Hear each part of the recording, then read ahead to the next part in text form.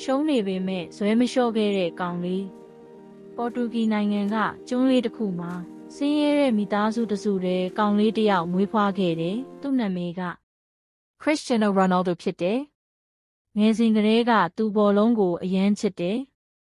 လမ်းမပေါ်မှာဖနက်ပြက်နဲ့တောင်ဘောလုံးသွားကန်တယ်တခါတလေရှုံးတယ်တခါတလေမိတ်ဆွေတွေကလှောင်ပြောင်ကြတယ်မင်းမနိုင်ဘူးလို့ပြောကြတယ်ဒါပေမဲ့ Ronaldo ဇွဲမလျှော့ဘူးမနက်မူးမလင်းခင်လေ့ကျင့်တယ်ဘောလုံးကိုပြေးကန်တယ်ပြန်ယူတယ်ထပ်ကန်တယ်ထပ်ကြိုးစားတယ်အသက်12နှစ်မှာအိမ်ကနေခွဲထွက်ပြီးမြို့ကြီးကိုသွားရတယ်အိမ်ကိုလွမ်းတယ်မိသားစုကိုလွမ်းတယ်တချို့ပွဲတွေမှာမကစားရဘူး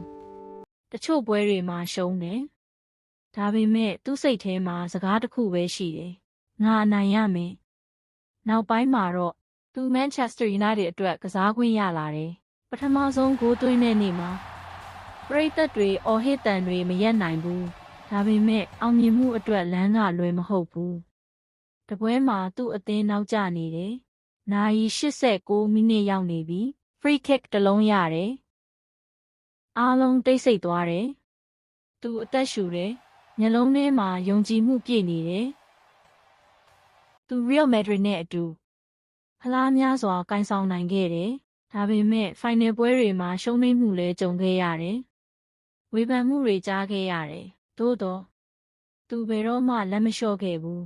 ရှုံးတာဟာအဆုံးမဟုတ်ဘူးနေ့တိုင်းပြန်ထနိုင်ရင်မင်းကတကယ်ချန်ပီယံပဲ